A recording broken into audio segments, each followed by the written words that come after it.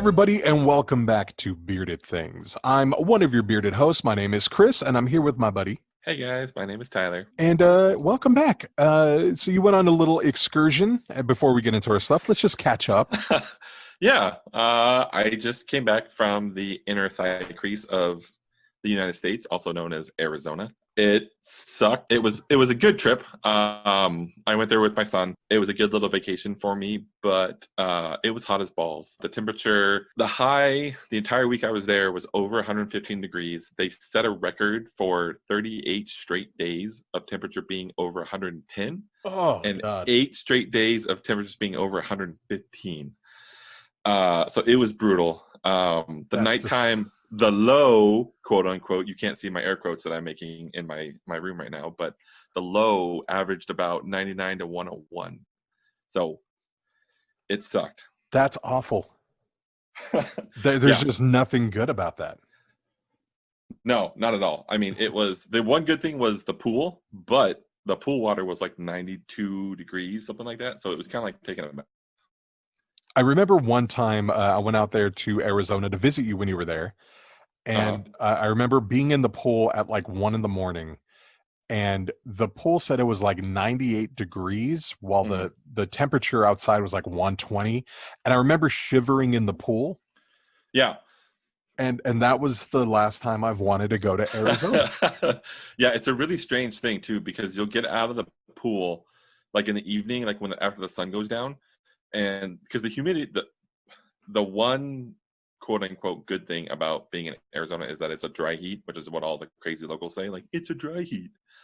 But the dry heat of like 105, 106, 107 at like 6 or 7 o'clock at night is that there's no humidity. So when you do get out of the pool, you actually get really cold because the air, it just like evaporates the water off your skin. And so it's like, sweating times 1,000. And so you kind of shiver, you get cold because you're like, why am I shivering when it's 104 out? But it's because, the laws of thermodynamics are trying to kill you. It's because Arizona is truly an awful place. Yeah. It's the inner thigh crease of the United States. God, that's so bad. Yeah, it was brutal, but it was good. I'm back after a 16 and a half hour drive home. So thanks for coming back to California. And it's only, 98 degrees. So I shaved a few degrees off, but it's still hot. Totally. And exactly, in lieu of temperature, you got humidity. So it kind of balances out. Yeah, it's miserable in its own way. How have you been the last week? I've been doing okay. Nothing crazy eventful as far as travel goes, but I did make it out to Ventura County to this little smoothie place called Blenders in the Grass. Not a sponsor, but you can be because you're delicious. And that was kind of the highlight of my week. I go on vacation and leave the state, and all of a sudden you come to Ventura County and I'm not here. Yeah, I sat outside your house. It was great. That's okay. That works. So what do you got going on for us this week? So today I'm going to talk about a sort of heady topic, kind of deals with some psychology stuff, but it's going to be the concept of synchronicity. Okay. Like the song from The Police, right? Yeah, kind of. Okay. Except, yeah. Mm-hmm. Less sting and less jazz. I'll try to, yeah. Okay. And this week, I'm going to be doing a local legend of sorts to my neck of the woods. It's a Hollywood legend. I'm doing the haunted lore of the Comedy Store. Ooh, and it rhymes. That's awesome. See, I found some wordplay in there. I'm very excited about that. Always got to start with wordplay. Got to get it warmed up with the wordplay, right? I spent like an hour trying to come up with that. Well, it works. It sounds good. So I kicked things off last week, so I think you're up to bat. And if you're ready, good sir. Yes, sir. Let's do this. All right. Alrighty. So originally for today's episode, I had a really cool topic, but after I started doing my research, I realized that to explain fully, I'm going to need a couple episodes, and it's going to take me a long time to compile all that information. So I'm going to break it up in a couple episodes, and I'm going to shelve that for later. Then today, I was kind of thinking about what do I want to do in lieu of my other topic, because all week I'd kind of been preparing for that other topic. So I'm going to go with something that's kind of near and dear to my heart, and that's the synchronicity. So what is synchronicity? Well, it's not to be confused with the John Cusack, Kate Beckinsale, who are both, by the way, super hot. movie named Serendipity. Synchronicity is a simultaneous occurrence of events which appear significantly related but have no discernible causal connection. In plain English, Yeah, I'm about to say, like, that's what's that mean? basically synchronicity is when two experiences happen coincidentally, but with enough regularity or significance to be more than mere day-to-day happenstance. So, like, if we Um, both burned our right hand at the exact same time and we're 100 miles apart. Sort of, yeah. And even more kind of layman's terms, like think about the last time like you were on Facebook or Instagram, perhaps while you were browsing the Bearded Things page, and you click over to like one of your friends' pages and you're kind of looking up, you haven't talked to them in a while. Then all of a sudden, 20 minutes later, that friend hits you up randomly to see what you're doing and ask if you want to get drinks or food. This is a seemingly coincidental event, but it plays some significance in your life because you happen to be looking at something related to that person and they reach out to you. Most of us might say, hey, coincidences happen all the time. Why is this so special? Well, one man decided to find out, and he gave us the name and the concept of synchronicity. The idea, the term, the concept of synchronicity was first introduced to us by a psychologist named Carl Jung. Those in the psychology field are pretty familiar with him. He did a lot of human behavioral type things. So he was the guy who's like, you don't want to sleep with your mom. He was the other guy. Yeah, he was the other guy, not Freud. Freud's the guy that everything's related to sex and with your moms. Carl Jung was more, he was like more of a personality. He was an analytical psychologist, I believe is what he talked about. He studied like why we do things. And he stated that synchronicity is when, again, this is going to kind of summarize what it was, but this is what Carl Jung's actual like statement is he stated that synchronicity is when meaningful coincidences occur with no apparent causality. You're going to hear the word causality a lot in this. I'm sorry. When I first started doing it, I kept reading casually. I'm like, this doesn't make any sense until I realized I'm dumb and I went to public school and they read it properly as causality, not casually. um, so he started his research in the 20s, but he didn't really fully come out and introduce the idea until 1951 when he published a paper entitled Synchronicity, an A-Casual Connecting Principle, in which he outlined the idea of synchronicity and used it as an argument for the existence of the paranormal. Carl Jung was big on believing in kind of like the metaphysical, and he got away from a lot of traditional thinking, which is where he kind of led him into the synchronicity thing. And right now, I also want to take this moment to preface this by saying that just like the paranormal, many scientists say that there's no like way to prove that synchronicity exists. There's no discernible like factual evidence that we can sit here and be like, this is like proven by science. You know, there's no mathematical formula or anything like that.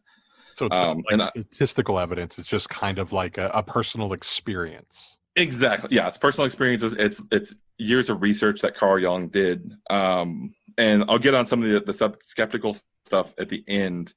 But I just wanted to make sure you are all taking this with a huge grain of your pink Himalayan sea salt or whichever your preferred salt is. Mine's organic and free range. Ooh, free range salt. That's good. Is that when the salt rocks just kind of tumble down the hill? It's just very like earthy and very happy salt. So happy little salts. We don't make mistakes. We have happy salt. Anyway, sorry. So I wish I could sit here and tell you like all the hard science that Jung did and how he used all this stuff to describe synchronicity, but I don't have weeks to sit here and lecture on this. So I'm going to attempt to summarize as best I can.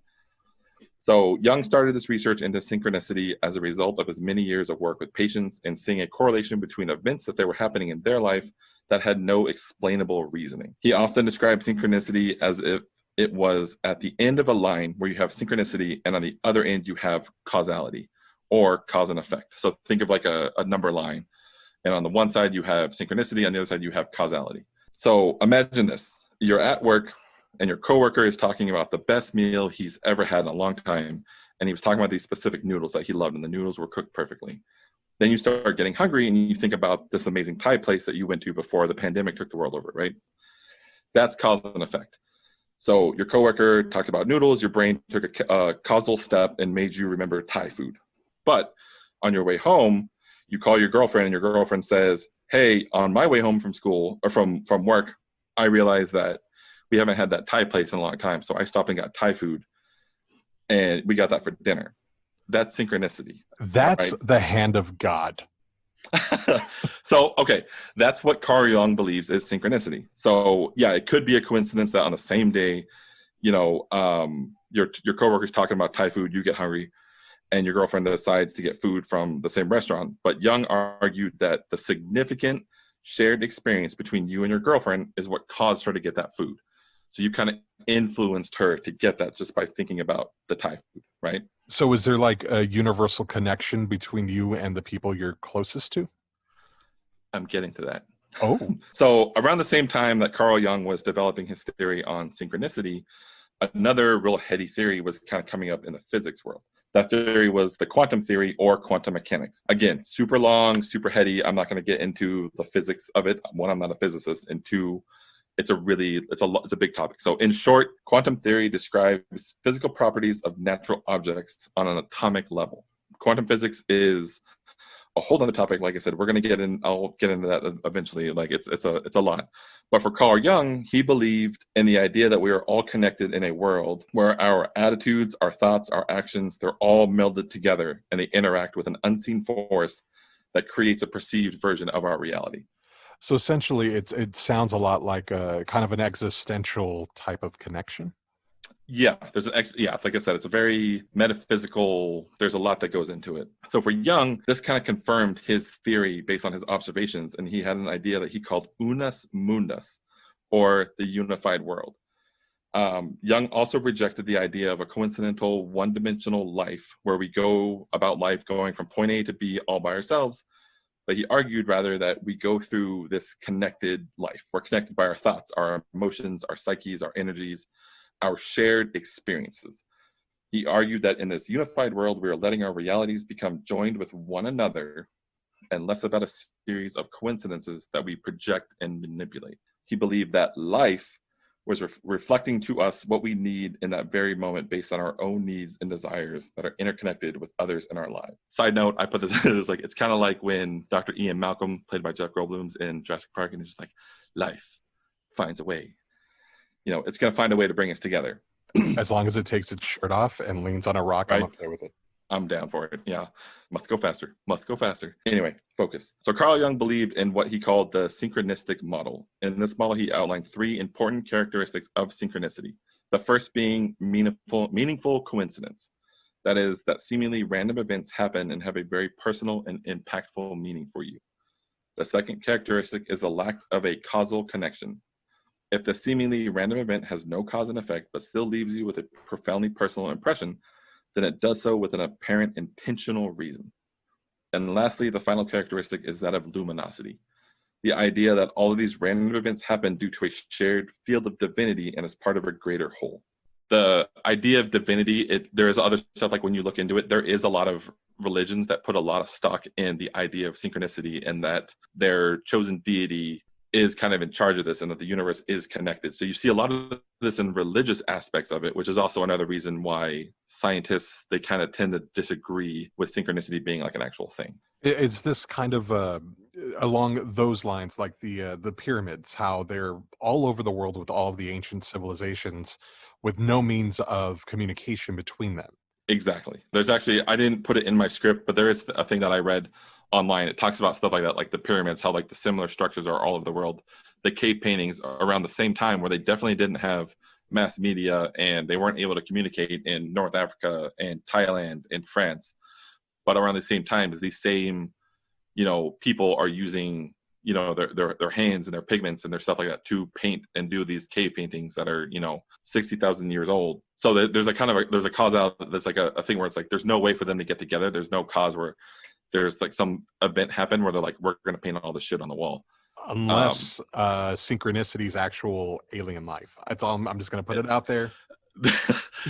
On some of the deeper websites, on like the 4th, 5th, 6th page of Google, there's stuff that talks about like synchronicity and aliens and how it's all like, mind control from outer space and stuff. So it's a little crazy. Is it crazy or is it real? That's all I'm saying. We don't know. We don't know. We'll have to find out. Give us time. Okay. Sorry for the tangent. Like I said, Jung, he came up with this theory based on his own observations of his patients. So he recorded some interesting examples of synchronicity in his work. One of them, I'm going to read verbatim from his book called, coincidentally, Synchronicity. He says, and I quote, "By way of example, I shall mention an incident from my own observation. A young woman I was treating had a critical moment, a dream in which she was given a golden scarab." Side note, For those of you that are unfamiliar with the documentary series starring Brendan Fraser called The Mummy, a scarab is a type of beetle that flies and has a hard outer shell.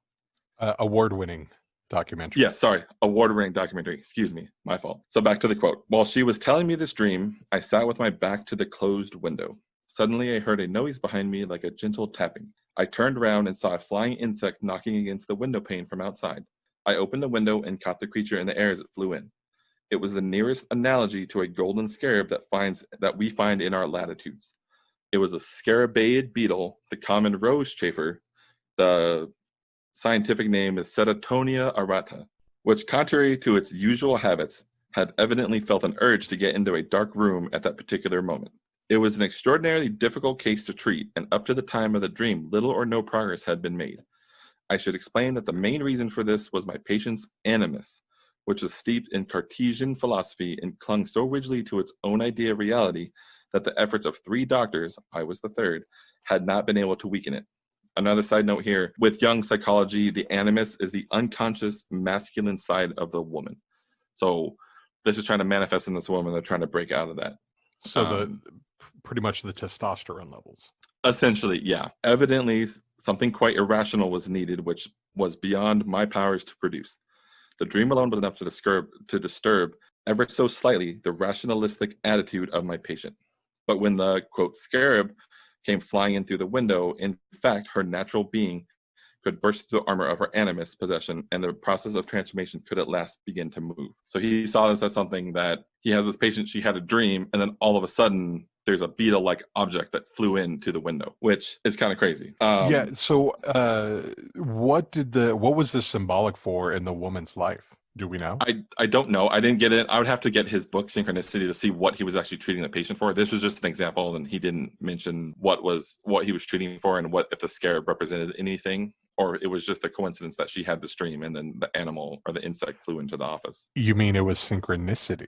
Exactly. Meaningful coincidences. Another example I found is that of the French poet Émile Deschamps. There's a lot of French words in this next paragraph, so I apologize if I butcher the French language. I'm not French. He wrote in his memoirs in 1805 that he had been treated to plum pudding, which sounds disgusting, by a stranger named Monsieur de Fontgibu. Then years later, Deschamps was eating at a restaurant in Paris and saw plum pudding on the menu, but when he went to order it, the waiter, or garçon, told him the last pudding had already been sold. Deschamps asked to whom, and the waiter pointed out to a man who turned out to be Fontgibu.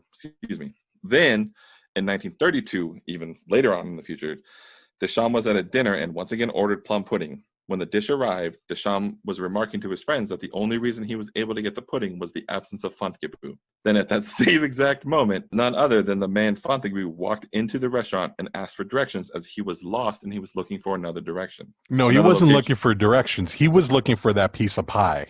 He wanted plum pudding. That's all it is. It's not synchronicity, sir. This is just a fat dude trying to come up on some pie. You gonna eat your cornbread? Let me get that cornbread. So Jung wrote, about examples such as these. He said, when coincidences pile up in this way, one cannot help being impressed by them. For the greater number of terms in such a series, or the more unusual its character, the more improbable the coincidence becomes. So he sees these things as, yes, one event is coincidence.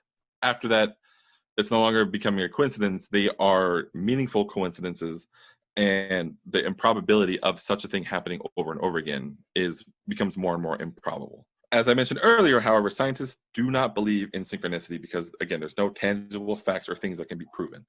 They often cite something that is called confirmation bias as a reason why people feel so drawn to synchronicity.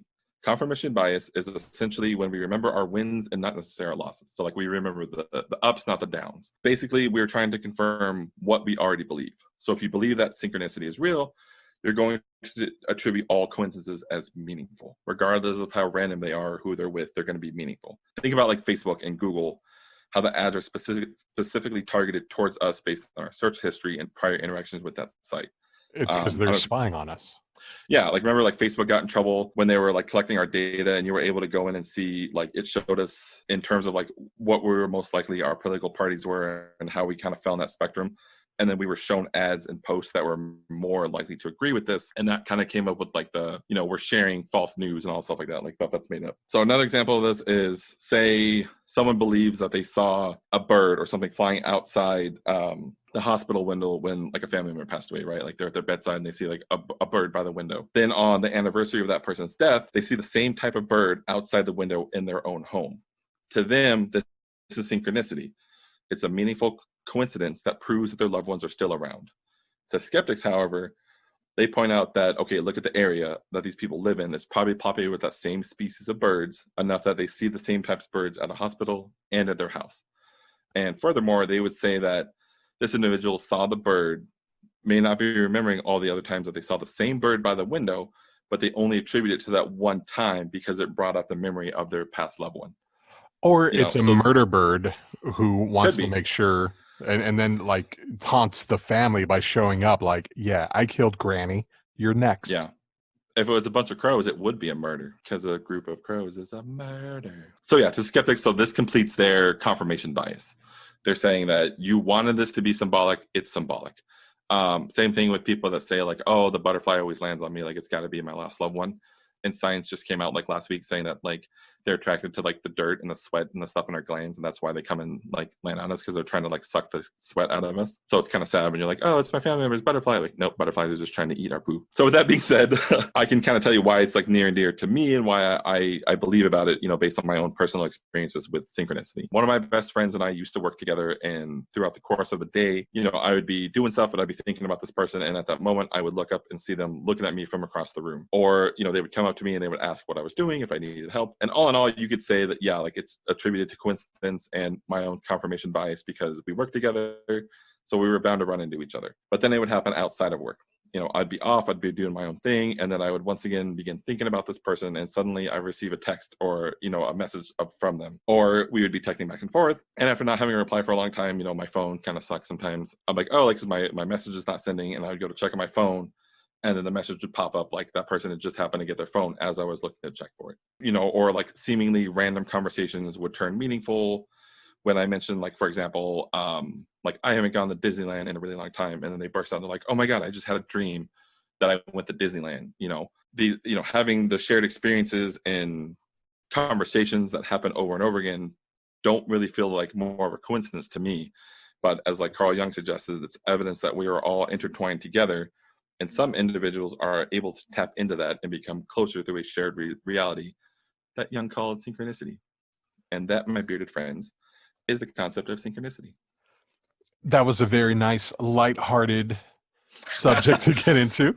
Yeah, you know, I'm glad I started out with something real easy and light for us to be able to digest. And, you know, I'm sure no one is asleep right now. And, Nobody. you know, yeah, didn't know we were going into a physics lecture or a psychology lecture. It's really interesting. I love the concept of synchronicity, and I had no idea Jung actually studied it. That was his forte. That's pretty great. Yeah, it's really cool. And like I had heard about it before, and I'd done a lot, like, you know, some preliminary like research into it, just looking into it, because like it's crazy that like, you know, two people can be kind of on that same like wavelength and that same page. And then it turns out there's actually a lot in it. And like I said, there's a lot of books that have been written post like Carl Jung, like where they do a lot of, you know, people have actually deep dived into it. And there's a couple people that actually, there's a lot of books relating to Jung's philosophy on the paranormal and how it related to synchronicity. So it's actually really cool that this big like psychologist who's like super famous was also like, yeah, paranormal is real. Like this shit's cool. Like there's really stuff that happens that we can't explain. Yeah, there was I forget who it is. I don't want to like misquote it, but essentially to water down the theory, it sounds like it connects with the universal consciousness theory of, say you have this idea for an app for the phone that does a particular thing, and at that exact same time you think about it, a tech company out in San Francisco has the same concept and they start putting it out. Meanwhile, a competitor in China is doing the same app. Exactly. It's like what was it, like Dante's Peak and Volcano and Deep Impact and Armageddon, like those movies that come out around the same time, and it's just like they spring from kind of the same, like you said, the universal consciousness. Like there's a lot that goes into that. Yeah, man, that's a very deep one and fascinating. Yeah. So awesome. Yeah, I'm looking forward to delving into that a little bit more because like although Jung had the theory there, like I personally believe that there is a source of the moment. I personally, again, not science, just some dude living in LA, I really think that there's a reason these things happen to get us to do a particular action. And I think it changes things around the world, essentially kind of like a butterfly effect to tie in another complicated Mhm. theory to this one that's already really complicated. Yeah, let's just get into all the like pseudoscience, like supernatural, like let's get into all of it. But yeah, like I mean, I agree as well. I think that there's definitely, you know, that the concept, the idea that, you know, all things happen for a reason and that things are like kind of interconnected and intertwined. So it's kind of crazy. Like it's a very, like when I was doing this research, like I was like, you know, 15 tabs deep on Google and I was like, holy crap, like there's so much into this. And I had like quantum physics tabs up and I had like mysticism tabs up and like impractical magic and all this kind of stuff that's all intertwined and interrelated and all stuff that, you know, Jung pulled from. Like it's crazy. Like it's a lot.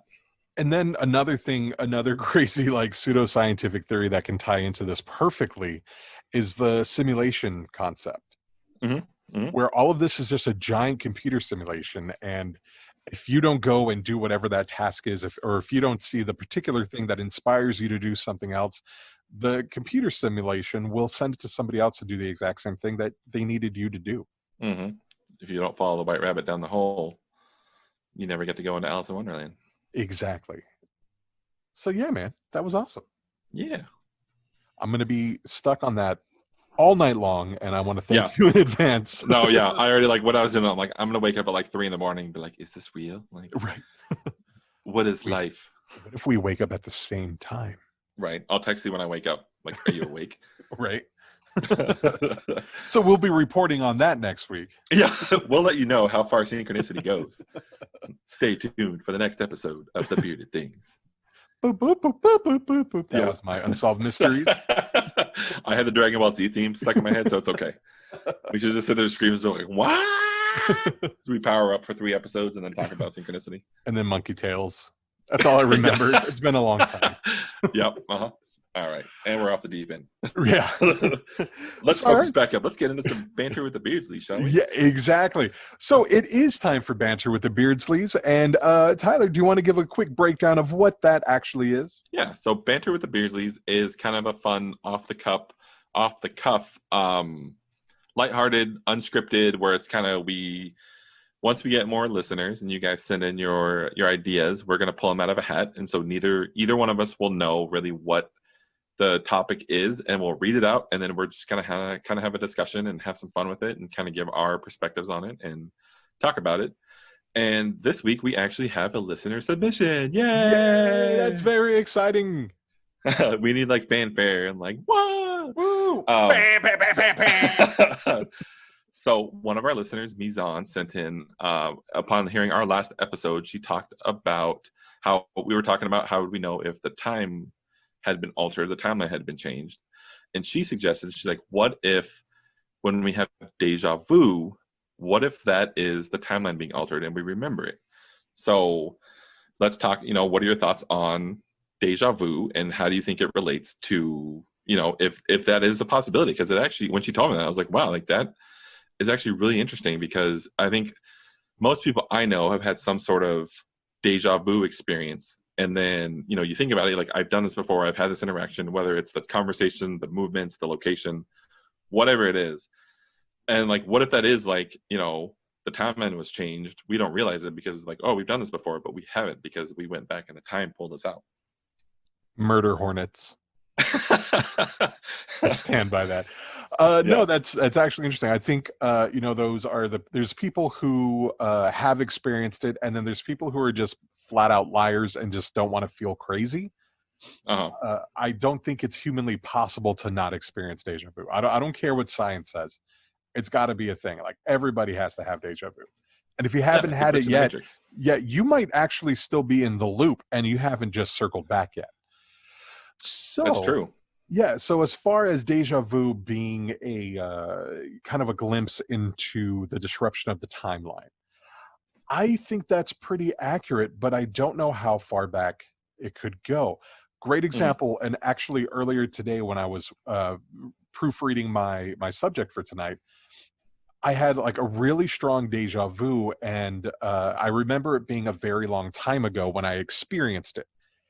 I mean, probably over I think a couple of years ago, because I remember being in the deja vu, and point A, the original thought let's say it's 3 years ago, Mhm. not recognizing where I was, not recognizing anything around me. And I've since moved, and now I'm in that place. Whoa, So yeah, I'm like, oh, that's what this is. Got it. And I think that interesting. kind of, yeah, it could tie in with dreams as well. Mhm. So I'm not sure how the dream aspect, unless it's the brain just releasing the memory of a particular timeline. It's a possibility. I think, yeah, I think like deja vu is fascinating in itself, and I know like some of the stuff that I've like kind of looked into previous to this was like there is like a really strong correlation between deja vu and dreams, and like some people say like that's why we feel so familiar because we've dreamt something like that, and it's our subconscious just kind of pulling that out. Like I said, like when she had brought it up, like I tried not to like think about it too much because I want to like think about it and talk about it on the podcast, like on air. It's kind of weird, like you're saying, like it's you want to believe that like it could be something with like the timeline, but you don't know how far it goes because like I remember having deja vu as like a younger kid, and then I have deja vu as like an adult, like all the time. Like it happens pretty frequently. I don't know, does that mean if we're supposing we're being hypothetical and it is affecting the timeline, has it happened since I was a little kid? Like what was going on when we were kids that got changed? What's going on now that got changed? You know what I mean? Like it kind of opens a whole other can of worms that I don't know if I am able to think about that. Like one experience I had, I remember I had this dream that this was many, many years ago with it's in regards to a gal I am no longer in a relationship with. But in this dream, uh, I dreamt I was on a date with a girl, and we were at this comedy club, which actually ties into my next subject, but we'll get there. So we're on a date at this comedy club, and I remember them just kind of being a bit of a mess and kind of being, that girl, air quotes on that. Hmm. Hmm. And I'm like, oh, this is bad. There's not going to be a second date. This is not good. Flash forward maybe a year or so, and I'm dating this girl, and all of a sudden I'm in my dream again. Like we're sitting at this comedy club, and I'm like, oh my God, this is my dream. Oh my God, she's being that girl. Oh, this is bad. So instead of not having a second date, you just then have a second year. Pretty much, yeah, that's a whole other thing we'll get into off the air, but yeah, I just remember being experiencing it the first time, thinking like, I don't like this situation. I Mm. really want to get out of this. And then all of a sudden I found myself in the real world, and I'm like, oh, it was this person the entire time. The call was Interesting. coming from inside the house. Exactly. And no, like that's true. Like not that same example, but like I know I've been doing something around the house and I'll have like deja vu, or I'll be at work, I'll have deja vu. And I remember like having the deja vu, and in the original point, whatever you want to call it, I remember having like a lot of anxiety and being really anxious. And then I have that deja vu like in real time, like in like present day, and I'm getting really anxious because I remember being anxious in the deja vu, but like I'm not doing anything to cause anxiety. There's nothing going on in the moment to cause me anxiety, but I start getting anxiety because of the deja vu. And I'm like, oh shit, like something's gonna happen. Like what happens? And then nothing kind of happens and it goes away. But it's hard to shake that feeling. It's like, okay, like what was going on then? And like, it kind of makes sense if the timeline was being changed. Maybe something traumatic was happening, or something very climactic was happening, and you're like, oh. Or what if And it was just the anxiety of the timeline collapsing on itself? could be interesting. We're getting I really deep into I this know, now. I'm like, I'm way too sober Yeah. to go down this rabbit hole right now. Yeah, so that's kind of crazy. Like the whole deja vu thing is kind of nuts. Maybe we'll cover that in a topic later on. One of us can cover the idea of deja vu and get into some of the theories and see if there's science behind it. Yeah, and see if we can tie this into synchronicity. Who knows? Yeah. Synchronicity covers everything else. So Yeah. I mean, honestly, yeah, it's kind of crazy. It could be synchronicity. The fact that you had an incident of deja vu today, and I didn't even tell you about what topic I was doing until we started this on air. So it's like, oh man, it is. so it's kind of like, it's like, well, okay, like we were going to talk about deja vu. You had deja vu, and you didn't even know we were going to talk about it. So And then we talked about synchronicity, which my experience today was synchronicity.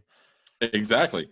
So we're See, like on synchroception, like the yep. fifth level of synchronicity. Exactly. The world's flipped upside down. We're walking upside down. I don't really remember much of Inception, so I just remember the world turning upside down at one point. All right. So yeah, So I hope that's that confuses Mazan, or at least answers her questions somewhat. I don't know. Let us Mhm. know. How can they let us know? They can let us know by going to any of our social medias. Find us on Bearded Things on Facebook or Bearded Things Pod on Instagram. Let us know. Let us know. And then if you have any concepts, ideas, questions, comments, concerns, or grievances, reach out to us. Let us know. We'll talk about it. Yes, we also have a website. I almost forgot the plug. My bad. I'll do it at the end of the show as well. But if you also have comments, concerns, questions, you can also go to beardedthings.com. We have a contact us page where you can kind of give us information. It'll come to our emails. If you want us to read it on the air, we can. If not, you just want to send us some mail, that'd be cool too. We all like getting mail. It makes me feel special. So I appreciate Yay. it. So awesome. Yeah, I guess it's time for my segment. So as I said at the start of the show, I am doing the haunted lore of the Comedy Store. Yeah. So yeah, let's just jump right on in. Now, right.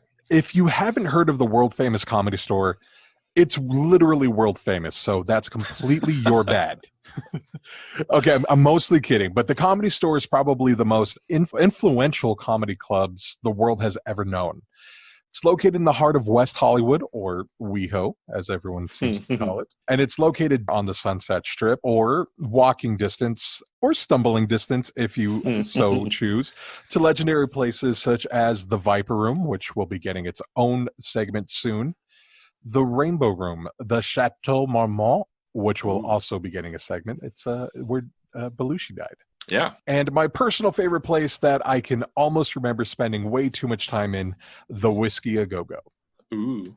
So that part of the strip is legendary for so many reasons. I have so many stories. Most of them aren't even mine, but they're just so great to retell, and they happened like 20 years before I was alive. We can get into that later. So back to the store. Everyone from Richard Pryor to George Carlin, Robin Williams, essentially the who's who of comedians from the mid-70s to today have gotten their start at the store. And one fun fact, one of the founders was none other than Mitzi Shore. You might recognize that last name.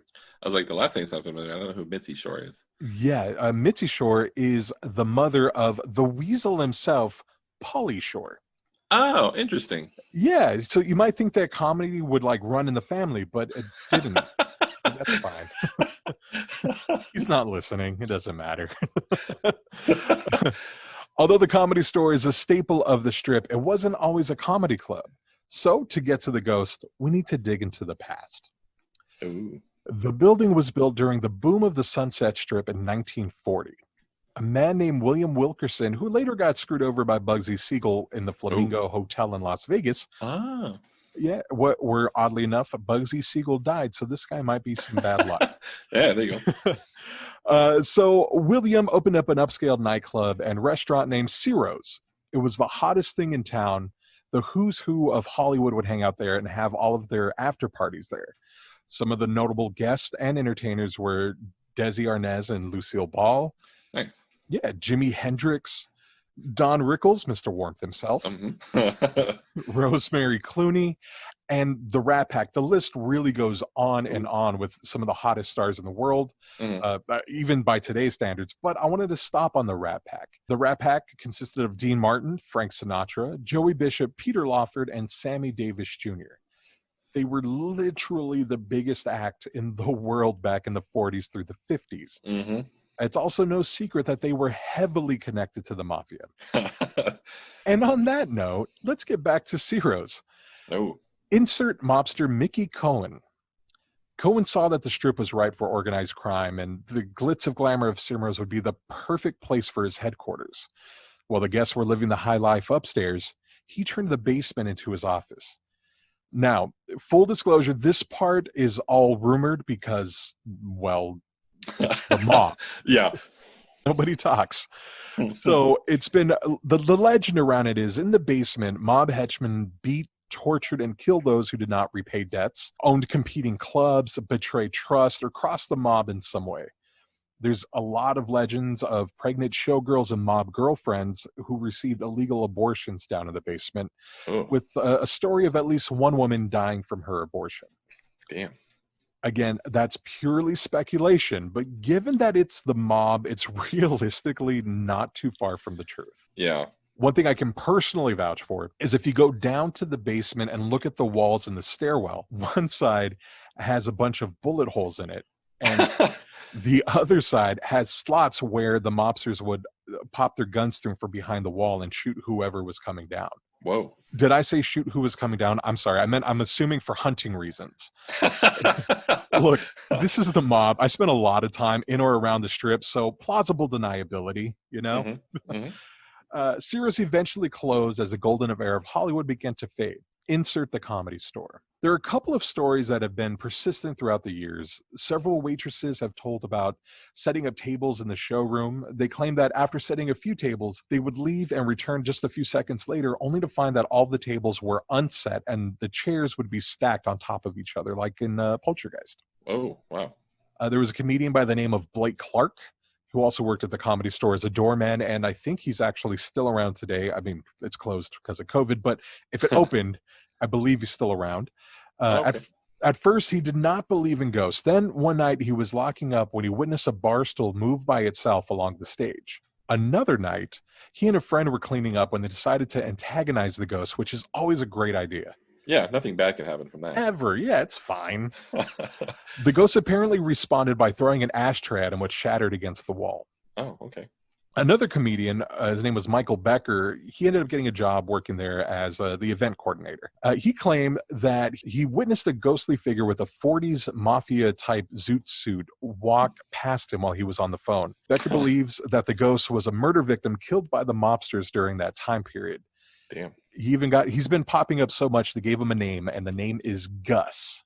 Sounds like a good, like, old-timey mobster name, or Yeah. killed by mobster name. That's old Gus over there, see? Yeah. So Blake Clark, he was another comedian and door guy. He claimed that one night, a metal gate that had a fire extinguisher behind it would continually open and close for no reason. Blake and his friend Joey, who helped him close one night, claim that while in the basement of the store, a strange dark mist appeared. They felt it was a bad energy, so they left in a hurry and actually left everything unlocked. Oh, wow. They just ran. They were gone. My personal favorite story comes from legendary comedian Sam Kinison. Mm-hmm. Full disclosure, Sam Kinison has drank more and did more drugs than you can even imagine. I mean, think about doing a lot of drugs. He did more than that for reals. So this could all be a giant drug-induced dream. I don't know. Kennison, he starts his story a little bit different, and it had a slower build-up. He'd always heard about the ghosts and never really cared. Every time he would do a set, he would hear whispers in the stage monitors. The voices would say things like, "Get the preacher," or "Get him, kill him," things like that. Here's where it gets interesting. Sam Kinison was actually an ordained preacher. Huh. A lot of people didn't know that about him, but he would actually moonlight as a preacher to get money because you don't really make a lot of money as a comedian. Yeah. One night, the interference was so bad, he stopped his set, apologized to the audience for the, quote, "the demon that's trying to antagonize me," end quote, and proceeded to taunt the demon and do an improv exorcism on the stage. Oh, my God. That could have, nothing bad could possibly happen from that. Yeah. What's the worst, right? Oh, jeez. A few nights later, he was driving through town from a gig and he was too drunk to go home. So him and his friend decided to crash at the bar. And back then, if you were one of the headliners, they literally gave you the key to the kingdom. You can go in whenever you wanted. So he went in, he ended up passing out on the stage, and his friend fell asleep in one of the booths. A few minutes go by and his friend wakes up because he's hearing a strange noise. And he looks over towards Kennison, who's still sound asleep, except, and I quote, he was being lifted in the air by the leg like a little girl with her doll. The friend yelled and ran over, and Kennison fell back to the stage, completely confused, not knowing what the hell just happened. Damn. So for some of our younger listeners, you might not know what Sam Kennison looked like. He was a big dude in a trench coat. He was like 300 pounds, easy. And he yelled and was really sweaty, and you need to YouTube him with the audio down, and it's not safe for work. I'm just going to say that. Mm-hmm. So that's Sam Kinnison's story. How much of this is true, I really don't know. The Comedy Store has a violent, bloody, and dark past, which is exactly how you get ghosts. Yeah. So if you're ever in the area and you try and catch a late show, be extra nice to the staff, maybe slip them a little, a nice little tip, and they're generally open to answering your questions. And who knows, maybe they'll sneak you down into the basement. Yeah, you can see ghosts and levitate. Yeah, and definitely ask about Gus. He's the most prominent spirit there, and he seems to be like a watcher. People see him mostly in the windows, Huh. but if he does show up, he's said to terrify even the scariest dude. I believe I don't want to quote Joe Rogan, but Joe Rogan even has a story about Gus where it pretty much scared the crap out of him, and he was like a trained Taekwondo kickboxer dude. So Yeah, that's crazy. so yeah, that's the story of the Comedy Store, one of the most legendary places in Los Angeles. Highly recommend checking it out and trying to sneak in there a little late, see if you can find anything. Nice. That's awesome. That's really cool. Definitely, probably some shit went down if the mafia was involved with it. You know, the mob, they don't fuck around. So Yeah, I'm especially back sure. then when the mob Hmm. had like full power. I mean, who knows what's buried under those floorboards? Hmm. I mean, it could be anything. Probably Gus. It could very well be Gus. I know there's legends of just up the street where I used to work. The mob actually like would do like full on executions in some of the other bars. That's So crazy. yeah, it's very plausible. And I mean, look, it's the mob. Don't ask questions. That's all I'm saying. Exactly. Yeah. Asking questions gets you some cement shoes. Keep that in mind. So yeah, man, that's my subject for this week. Awesome. I like it. That was really good. Thank you. Yeah, I think it's a good counter to the heaviness of Yeah. metaphysics versus a ghost at a comedy store. Yeah. I'm glad I went first. I didn't want to end the show on a crazy heavy topic. We got to have a little fun in between and then talk about a haunted comedy store, which I've always wanted to know. Do they sell comedy at the comedy store? Essentially, kind of, I guess. You pay them $20 or whatever the door is, and then they in turn will throw jokes at you, and then hopefully you laugh. Hopefully. Yeah. Yeah. I still think it's really weird that Pauly Shore's mom was one of the founders. Yeah, that's interesting. And what happened to Pauly Shore if his mom was so able to kind of be ingenuitive and get that going and then be like, oh no, my son's gonna not fall from the same tree. Yeah, she grew apples. He was like a banana. It just was not meant to be, man. I know a couple of people that work there, and from what I've heard, it's creepy AF after Mhm. dark. Oh, I believe it. Yeah. Anything with that much history, and if there's you said, the people see someone walking around, as soon as the lights go down, I'm sure it's fucking terrifying. Totally. Mhm. So I'm going to try and butter it up and see if we can't do a live show. Yeah, hell yeah. I was just gonna say, let's get some sponsors. Let's go fucking do a show inside the comedy store. I think it could be a thing. Well, I'll work on that angle. Nice. All right. Sounds good. Awesome show tonight. Great information, and it was a lot of fun to finally get listener feedback. Thank you, Mazan. Yeah. Yeah. So- Thanks, Mizan. Yeah, if anybody else has information or questions, comments, concerns, topics, anything at all, if you want to hear us babble on about something, we're totally here to do that. Yes. So, please. Go to beardedthings.com if you want to do it that way. You can also reach us at bearded. What was the socials? Facebook is facebook.com/beardedthings, and Instagram is @beardedthingspod. There you go. Let us know what you need, and we will be here for you. Yeah. Awesome job. And then let's do it again next week. Sounds good. All right. Good night, everybody. Bye.